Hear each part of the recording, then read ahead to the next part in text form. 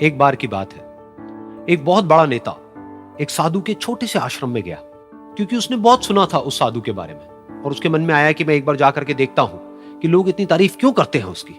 तो जब वो उस आश्रम में गया तो वहां पर एक छोटा सा कमरा था जहां पर एक कालीन बिछा हुआ था।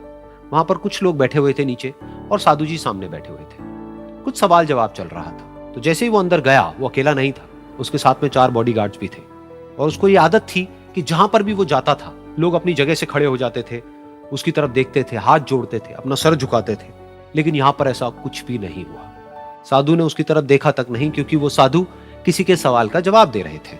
लेकिन नेता को इस बात पे गुस्सा आ गया। नेता को लगा कि ये मेरी बेइज्जती है। तो उस नेता ने साधु की बात को बीच में ही काटते हुए थोड़ा गुस्से से कहा, मैं आपसे कुछ कहना चाहता हूं। साधु ने उसकी तरफ देखा और बोले, आप थोड़ी देर रुकिए, पहले मैं इनके सवाल का जवाब दे लूं, उसके बाद में मैं आपसे बात करूंगा। तब तक अगर आप चाहें तो आप बैठ सकते हैं। बस साधु का इतना कहने की देर थी। नेता का चेहरा गुस्से से लाल हो गया और फिर उसने अपना सारा गुस्सा उस साधु के ऊपर निकाल दिया। अभी तक वो नेता बहुत ही तमीज से बात कर रहा था, यानी कि आप कह करके बात कर रहा था। अब वो तू तड़ाक पे उतर आया। नेता ने उस साधु को कहा, तुझे पता भी है मैं कौन हूं और तू किससे बात कर रहा है? साधु ने उसकी तरफ देखा और कहा, मुझे इससे कोई फर्क नहीं पड़ता कि आप कौन हैं, लेकिन आप जो कोई भी हैं, अगर आप चाहते हैं कि मैं आपके सवाल का जवाब दूं या आपसे बात करूं तो आपको कुछ देर रुकना होगा। और साधु के ये कहते ही नेता गुस्से से पागल हो गया और वहीं सबके सामने चीखने चिल्लाने लग गया, अब मैं तुझे तेरी असली औकात दिखाऊंगा। तूने मुझसे पंगा लेकर के ठीक नहीं किया है। तुझे पता भी है मैं तेरे बारे में क्या सोचता हूं। साधु ने फिर से उसकी तरफ देखा और बड़े ही प्रेम से कहा कि मुझे इससे कोई फर्क नहीं पड़ता है कि आप मेरे बारे में क्या सोचते हैं। आप जो चाहे वो मेरे बारे में सोच सकते हैं। फिर उस नेता ने बोला कि तू चाहे सुनना चाहता है या नहीं, लेकिन मैं तुझे बताऊंगा यही सबके सामने कि मैं तेरे बारे में क्या सोचता हूं। तू एक बहुत ही घटिया इंसान है। तू कोई साधु नहीं है, तू एक ढोंगी है, पाखंडी है और यहां पर जितने भी लोग बैठे हैं उन सबको बेवकूफ बना रहा है। तेरा बस एक ही मकसद है कि इन लोगों की जेब में जितना भी पैसा है वो सब तेरे पास में आ जाए। तू अपने फायदे के लिए इन लोगों का इस्तेमाल कर रहा है और अब मैं तुझे नहीं छोड़ने वाला। तेरा पर्दाफाश करके रहूंगा पूरी दुनिया के सामने। लेकिन उसके इतना बोलने के बाद भी उस साधु के चेहरे पर हल्की सी मुस्कान बनी ही रही। ये देखकर वो और तिल मिला गया और उसने कहा, अब बहुत हुआ, अब मैं यहां 1 मिनट भी नहीं रुकने वाला। लेकिन अभी भी तेरे पास में मौका है। अगर मुझसे माफी मांगनी है या मुझसे कुछ कहना है तो कह सकता है।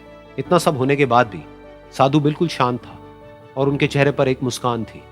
उन्होंने अपनी आंखें बंद कर ली। फिर साधु ने अपनी आंखें खोली, हाथ जोड़े और कहा कि मुझे आपसे कोई गिला शिकवा नहीं है।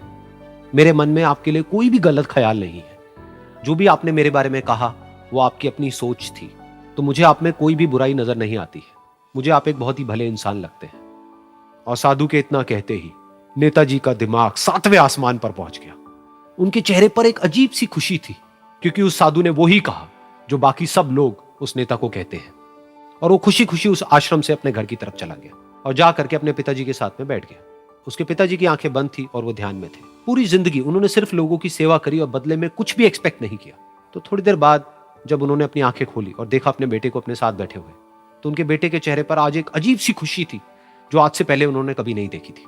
फिर उसने एक एक करके सब कुछ बताया कि आज क्या हुआ, किस तरह से वो आश्रम गया, वहां पर क्या हुआ, उसने क्या कहा, उन्होंने क्या कहा।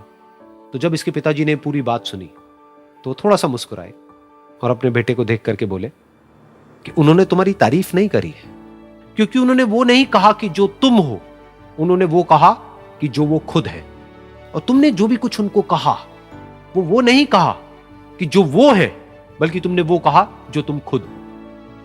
यही बात वेदों में भी कही गई है, यथा दृष्टि तथा सृष्टि।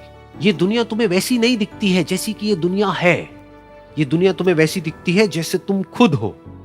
जिसकी नजर जैसी है उसके लिए ये दुनिया वैसी ही है। तो अगर तुम अपनी दुनिया को बदलना चाहते हो तो उसका सिर्फ एक तरीका है, अपनी नजर को बदलो।